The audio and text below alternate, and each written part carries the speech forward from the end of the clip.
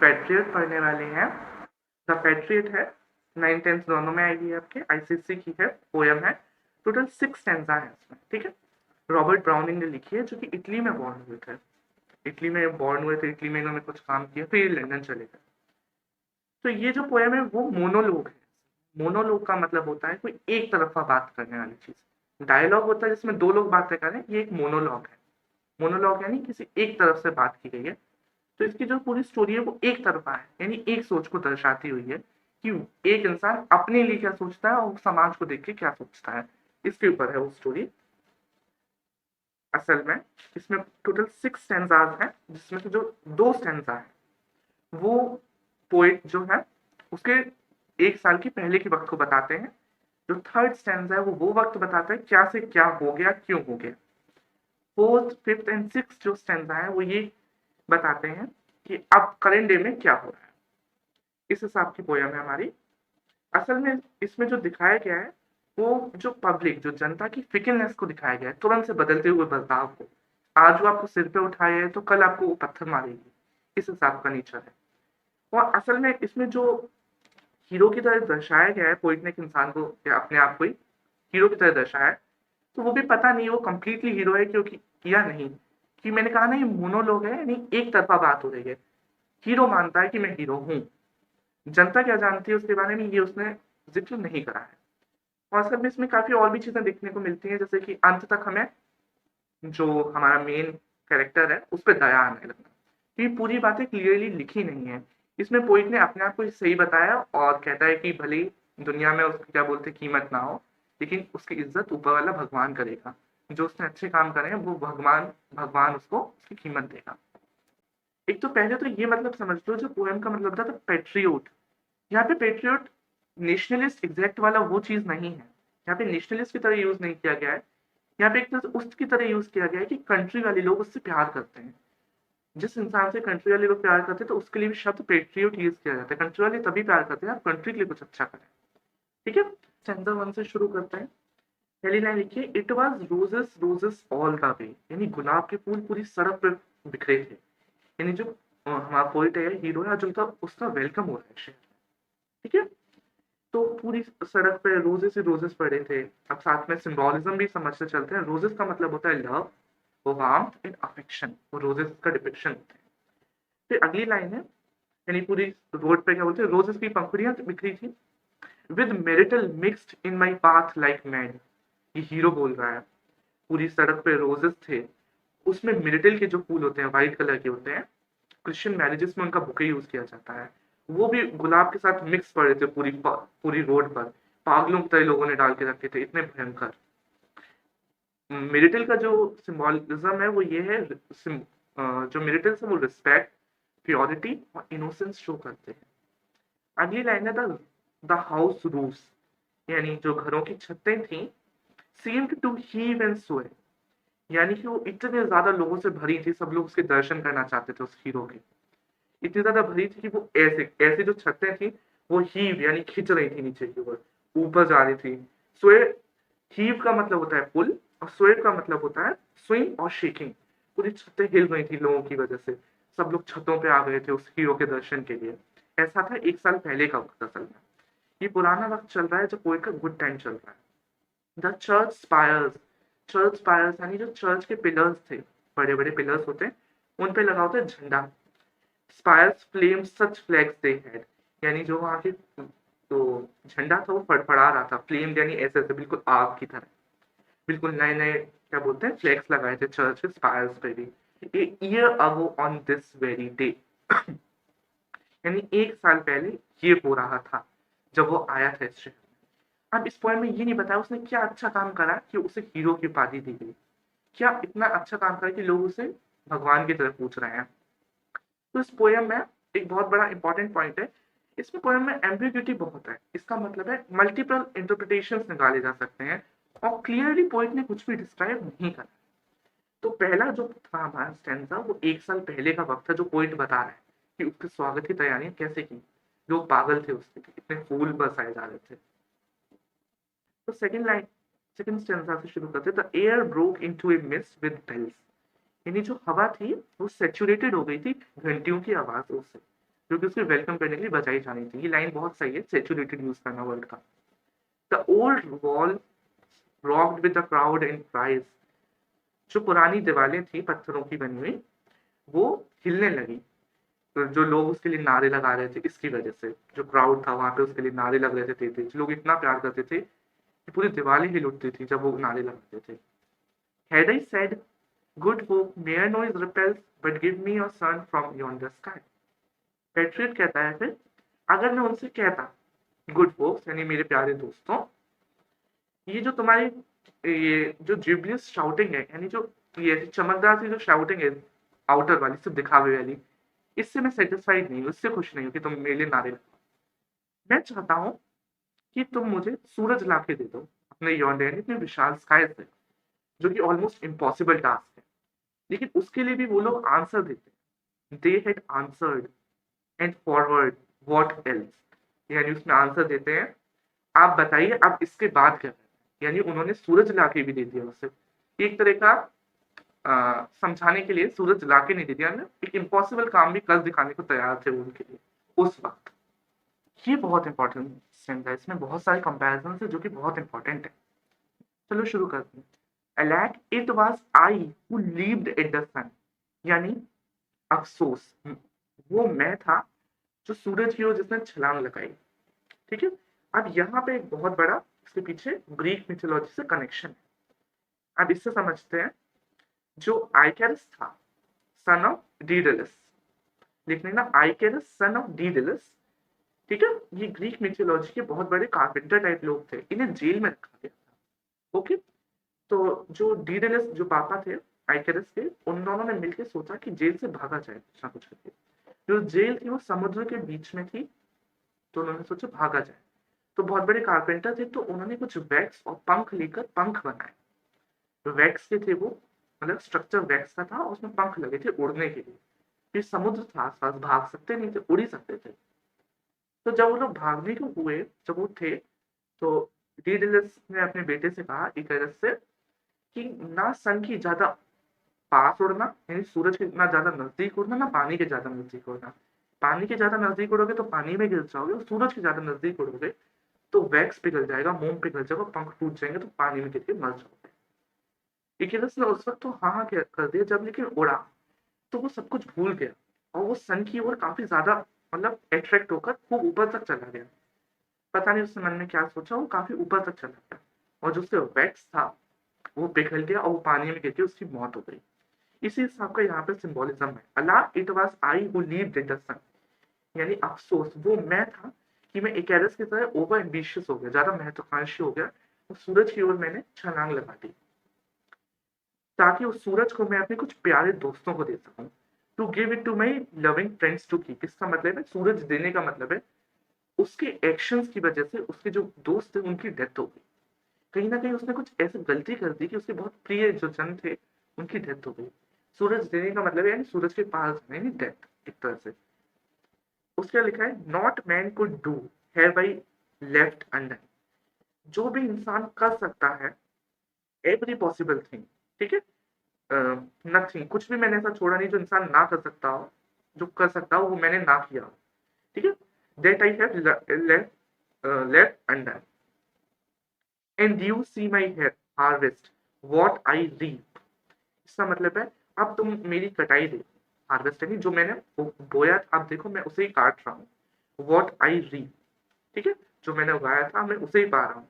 This very day now year is done, आज के दिन, वो पिछले साल की जो बातें कर रहा था वो एक साल बीत चुकी है, आज ही वो एक साल के बारे में सोच रहा था। फाइनली ये प्रेजेंट डे शुरू हो गया, बुरा दिन शुरू हो गया है। और इसमें दिखाया जा रहा है कि वक्त कैसे बदलता है। एक साल से अब देखो यहाँ पे वक्त आ गया है जहाँ पे उसके कहीं ना कोई अच्छे बुरे जो भी एक्शंस हों, देखो यहाँ पे फिर से एक्शंस नहीं बताए गए, कैसे जान गई वो नहीं बताया गया है।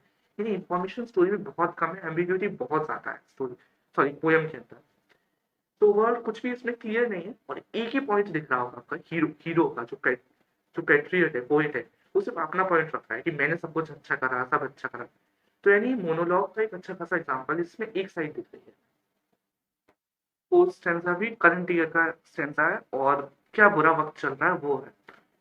इसमें लिखा है there is nobody on the house tops now, यानी कि जैसा 1 साल पहले था जब छतें भरी हुई थी, लेकिन आज कोई भी नहीं है छतों पर जो मुझे देख रहा हो। Just a palisade, few at the Windows set. यानी कुछ पैरालाइज्ड बूढ़े ओल्ड लोग बैठे विंडो के पास, छत वाली। पैलिसीड एक पैलिसाइड एक बीमारी होती है जिसमें लोग पैरालाइज हो जाते हैं, ठीक है। मतलब आधा मुंह ऐसा बिगड़ जाता है, मेनली मुंह का पैरालिसिस होता है।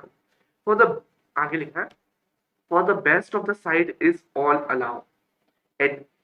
फिर वो कहता है क्योंकि जो भी अच्छी सबसे अच्छा जो दृश्य दिखेगा वो एट द शैम्बल्स गेट दिखेगा। शैम्बल्स गेट एक बड़ा सा ग्राउंड होता है जहाँ पे लोग इकट्ठे होते हैं किसी की फांसी लगने देखने के लिए, ठीक है।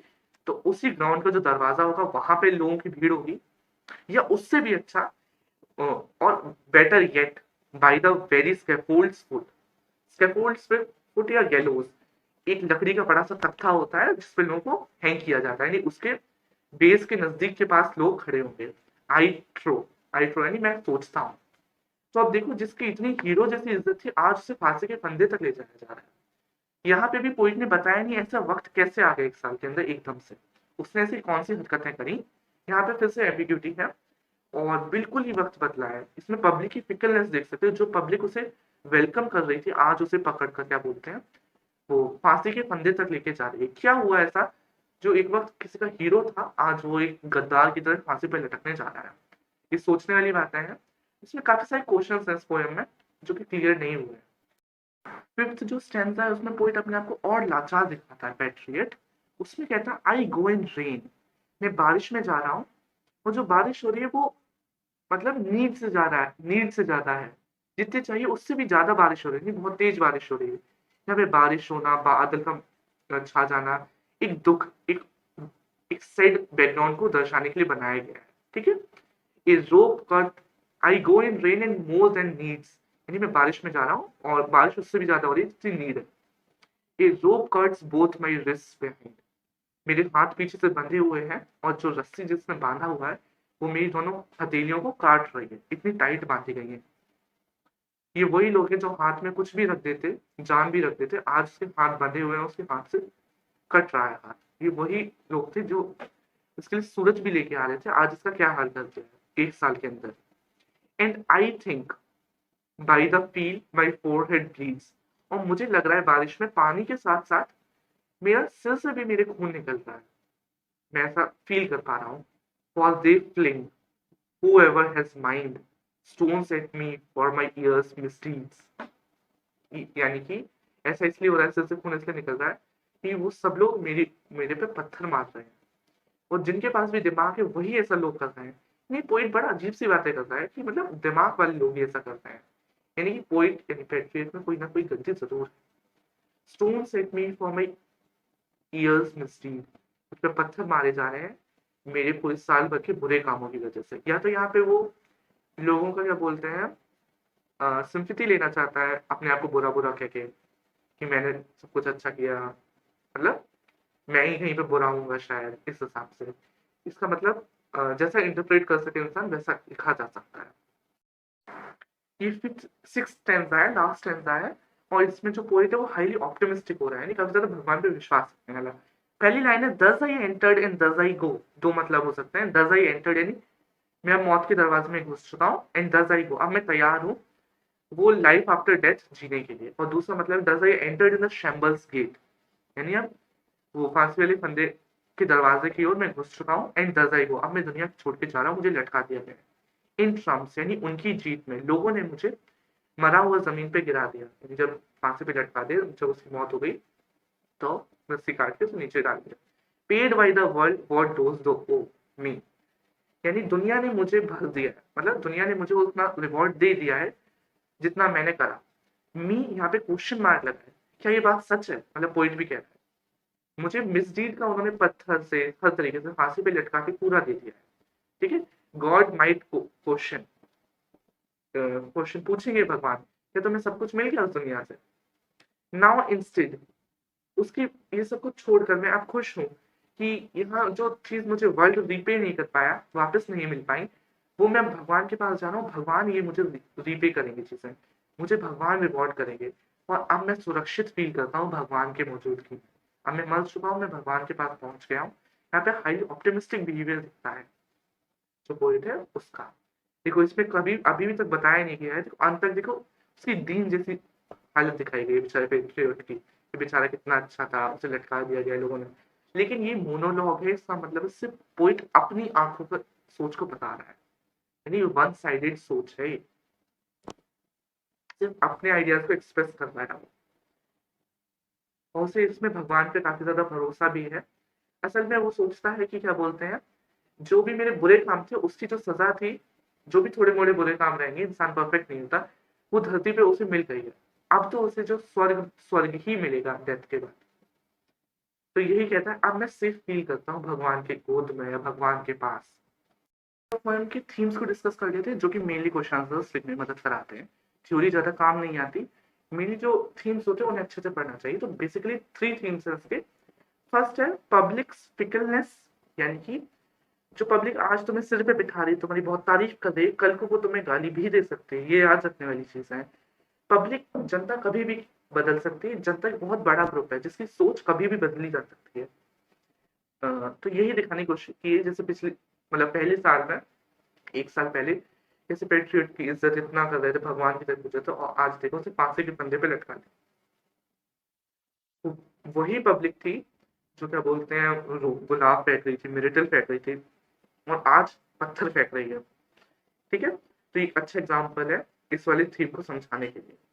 Rise and fall of glory, यानी कि ग्लोरी यानी महिमा, ऑनर, किसी का रिनोव्ड ऑनर, यानी कि उसका कितनी ज्यादा इज्जत हुई जब वो फर्स्ट मतलब 1 साल पहले जब वो वेलकम हुआ उसका, जैसे उसकी ग्लोरी का राइज हुआ, और 1 साल के अंदर अंदर जब तक उसे लटकाया गया उसका क्या फॉल हुआ ग्लोरी का, कहाँ वो सबका चहीता एक तरह का हीरो भगवान सा था, और आज वो एक देशद्रोही की तरह फांसी पे लटका दिया गया, बहुत बुरी हालत है।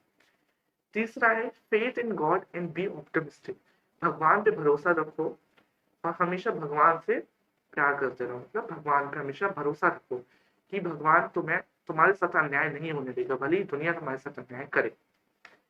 फाइनली एक मोरल है जो स्टोरी का, मोरल भी लिख लिया, वो है कि हमें कभी भी ज्यादा एम्बिशियस नहीं हो जाना चाहिए, ओवर एम्बिशियस, लाइक एक आइकरस, कि जैसे कि वो सन की ओर चल गया था, ज्यादा महत्वाकांक्षी नहीं होना चाहिए। इसकी एम्बिग्यूटी के क्या पॉइंट्स हैं, यानी कि मल्टीपल इंटरप्रिटेशन क्या निकाले जा सकते हैं, पॉइंट्स लिख लेना। what does what it done to become popular, popular होने के लिए पोइट ने क्या, इसका पोएम में नहीं लिखा है, क्या पता उसने कोई गलत रास्ता चूज करा जो 1 साल बाद सामने आया हो। दूसरा है प्लेस एंड टाइम, किस वक्त की स्टोरी है, कौन सी जगह की स्टोरी है, ये भी नहीं बताया। What happened that took his friends life, उसके डियर वंस की किस चीज ने जान ले ली, क्या ऐसा हादसा हुआ।